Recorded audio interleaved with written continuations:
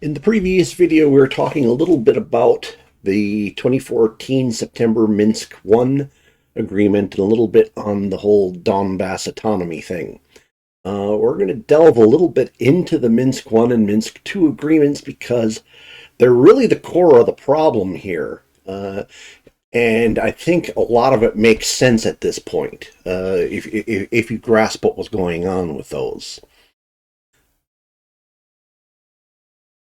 Okay, so as I said, the Minsk I agreements were passed in September of 2014. The general concepts that were presented in the Minsk I Accords, looking for an immediate bilateral ceasefire, ensure monitoring and verification of the ceasefire by the OSCE,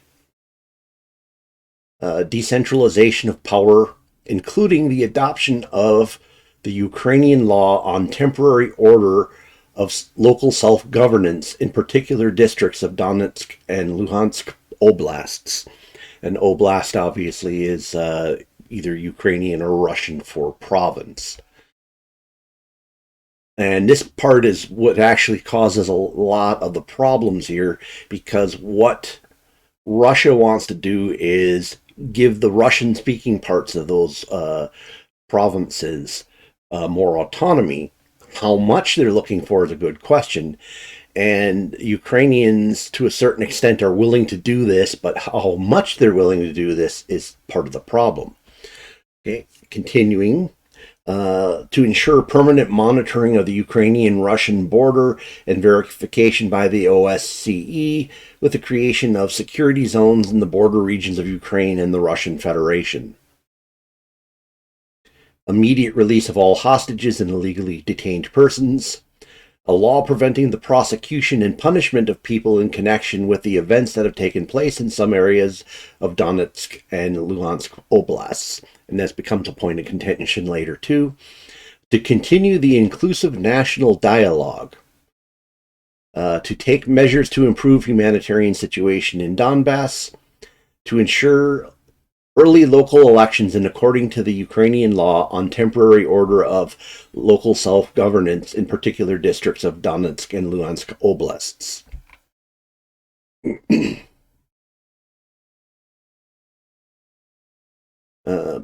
To withdraw illegal armed groups and military equipment as well as fighters and mercenaries from the territory of Ukraine. To adopt a program of economic recovery and reconstruction for the Donbass region, to provide personal security for participants in all the consultations. Now, this agreement was pretty much hammered out. The primary lead as negotiator was Germany. France acted as a secondary intermediary to try to work this out. So, what ends up happening is shortly thereafter, in November of 2014, we've got the issue where the elections talked about in the previous agreement end up occurring. The big problem ends up being is that the people interpreting how the elections are going to work are completely both sides seem to have a completely different idea of what's going on. So the separatist Donbass regions started setting up these elections as if they were setting up their own national governments, whereas Ukraine was expecting these elections to be setting up provincial governments that would be weekly under the central federal government in Kiev. With the elections not occurring in the manner that they were expecting, because literally the two future governors of those regions were saying outright, yes, we're in the middle of creating new national states.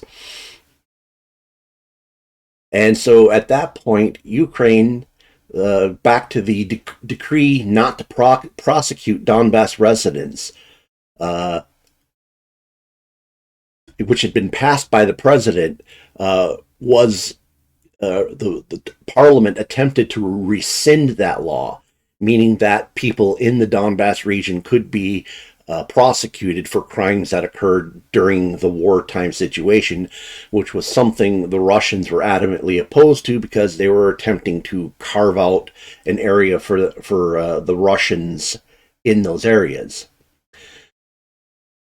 Once it was looking like they were not able to, that they weren't going to be able to control it anyway, the Ukrainians ended up cutting funding to the separatist territories from the federal government.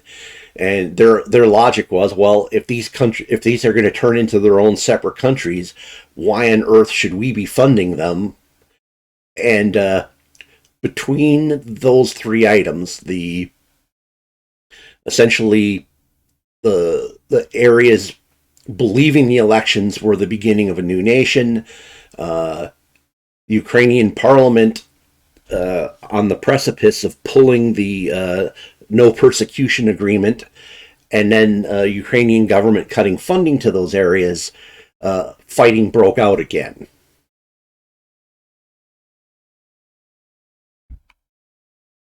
So one of the biggest items that occurred was during February of 2015.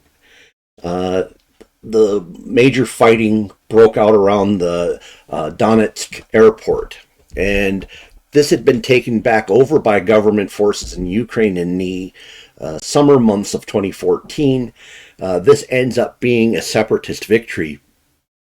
It's not really that critical a point, but it becomes kind of this point of honor that both people want to end up winning. And we'll see this reappear through the rest of the war, where places that don't seem to be critical end up being massive points of fighting.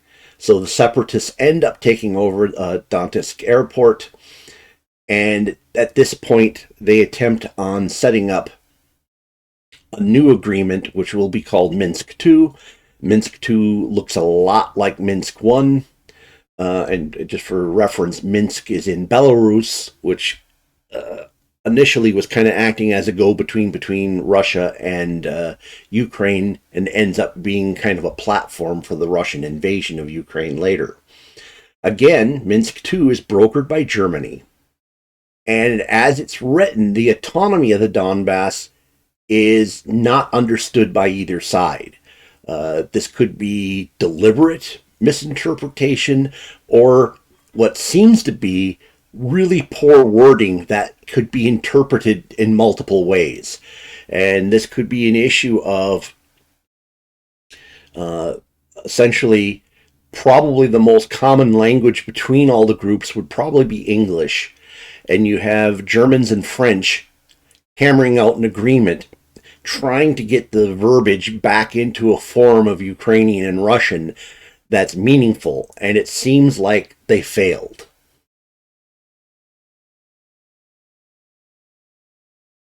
Okay, so into Minsk 2. Immediate and full ceasefire, in particular in the districts of Donetsk and Luhansk Oblast of Ukraine, and the strictest fulfillment of a 0 midnight EET on the 15th of February.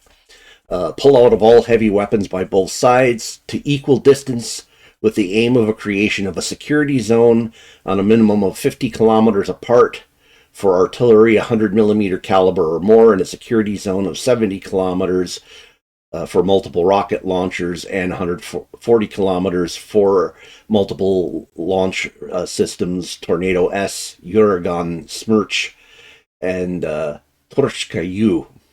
Tactical missile systems for the Ukrainians from the actual line of contact, for armed formations of particular districts of Donetsk and Luhansk Oblast of Ukraine from the contact line in accordance to the Minsk Memorandum as of 19 September 2014.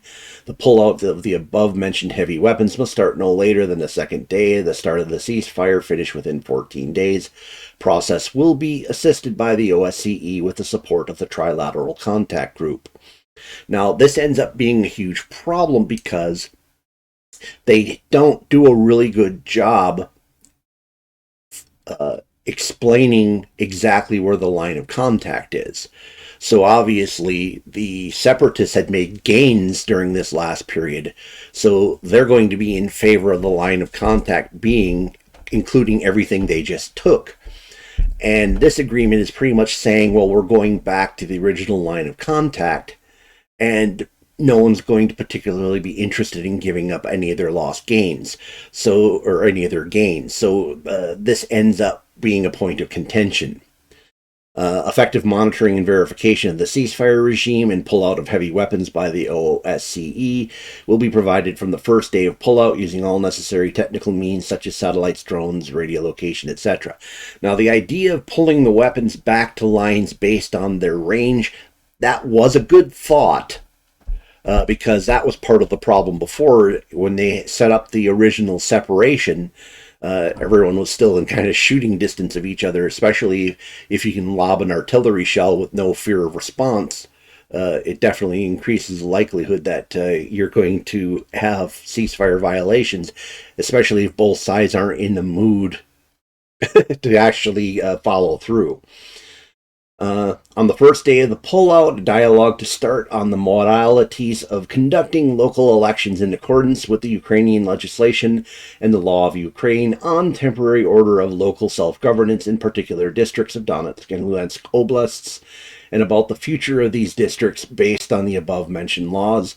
Without delays, no later than 30 days from the date of signing the document, a resolution has to be approved by the Rada of Ukraine, indicating the territory which falls under the special regime in accordance with the law on the temporary order of local self-government, blah, blah, blah. And based on the line set up by the Minsk Memorandum of 19 September 2014. And again, the line is no longer where it used to be, so this ends up being a point of contention. Essentially, the way it's written ends up dividing these oblasts into Russian and Ukrainian zones. Provide pardon and amnesty by way of enacting a law that forbids persecution and punishment of persons in relation to events that took place in the particular districts. Provide release and exchange of all hostages based on a principle of all for all. This process has to end at the latest on the 5th day after the pullout. So this all-for-all statement, what was happening during the first agreement is both sides were pretty much saying, we're only, if we give you one, we get one back. And obviously, not each side is going to have an equal number of prisoners, so it's going to end up one side leaving people behind. So essentially, the prisoner exchange system broke down in the last agreement. Provide safe access, delivery, storage, and distribution of humanitarian aid to the needy based on an international mechanism. Define the modalities of a full restoration of social and economic connections, including social transfers such as payment of pensions and other payments, income and revenue, timely payment of communal bills, restoration of tax payments within the framework of the Ukrainian legal field. So that's in reference to the Ukrainian government cutting off funding to these areas once it looked like they were going to just break away completely. So this is basically locking in place that if the people have their, if like the oldsters are getting Social Security, they're mandated to keep paying it. With this aim, Ukraine will restore management over the segment of its banking system in the districts affected by the conflict, and possibly an international mechanism will be established to ease such transactions. Restore the control of the state border to the Ukrainian government in the whole conflict zone, which has to start on this first day after the local election and then after the first political regulation. So this problem, essentially you have these breakaway regions are up against Russia proper, and that is the border between Ukraine and Russia. And Ukrainian government is supposed to have control of those border crossings, which is on the far side of the provinces. This isn't going to be able to be pulled off. The separatists are never going to allow the Ukrainian military to go in to set up those checkpoints. Next item, pull out of all foreign armed formations, military equipment, and also mercenaries from the territory of Ukraine under OSCE supervision, disarmament of all illegal groups.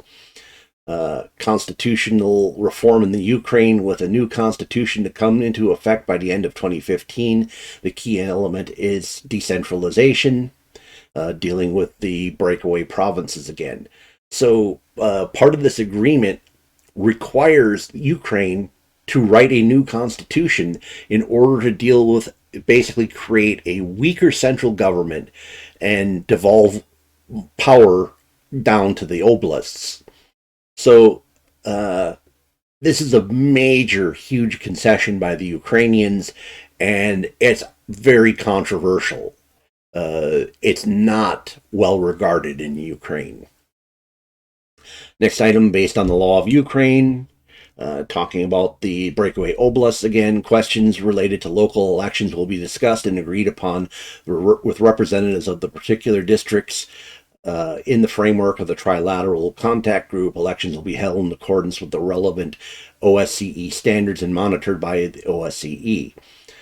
So the issue that comes up with that is they haven't really explained fully how the elections are going to work. They just said elections are going to happen, and instead of it being under Ukrainian law, we're going to come up with something we think everyone can agree with at a slightly later date. And then intensify the work of the Trilateral Contact Group, including through the establishment of working groups on the implementation of the relevant aspects of the Minsk agreements that will reflect the composition of the Trilateral Contact Group. So the idea is the Trilateral Contact Group is going to make sure everything that Ukraine and Russia disagree on is going to somehow work out.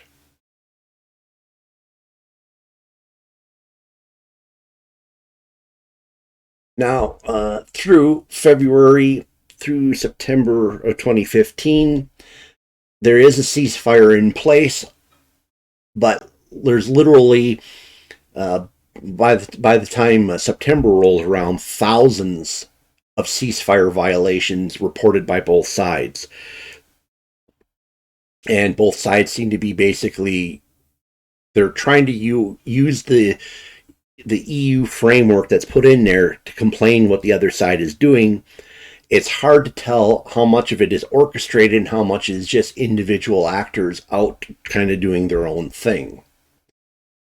It's in this time period that we have probably the more famous, call it mercenary or irregular groups. This is the Azov Brigade. Very poorly misunderstood. We could do an entire video on them as is, but the general idea is the Azov Brigade gets painted as being Nazis, which isn't exactly accurate. There is a certain amount of shall we say let you see that flag just a little bit better. So there's kind of almost an SS kind of look to the flag there.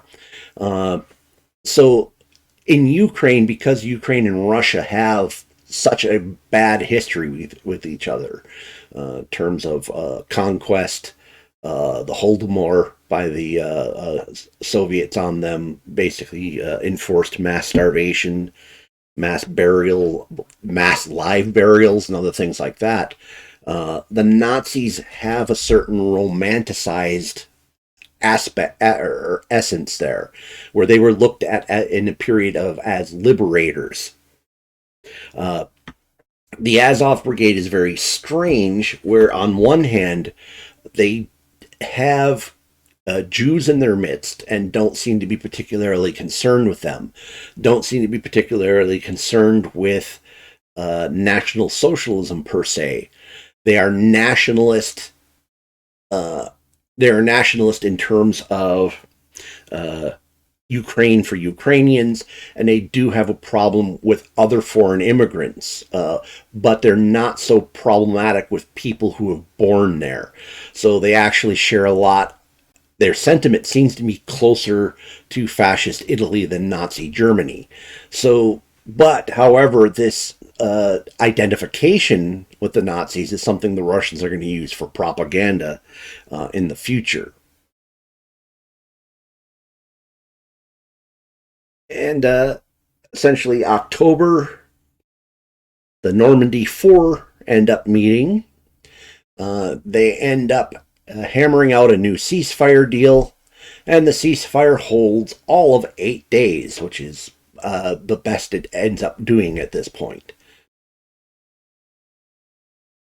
All right. So, comment below. What do you think about the Minsk agreements? Were you aware of these provisions? Can you see why they caused problems? Do you think either side was being unreasonable the way they interpreted it? Or what I'm getting is, do you think Germany basically screwed up the way the agreement was written, or do you think both sides chose to misinterpret a well-written document? Please smash the like button. If the YouTube algorithm has brought you here and you're not a regular subscriber, please consider subscribing. You think somebody might find this interesting? Please share it with them. Thank you for spending time with me this evening. Hope to see you again in a future video.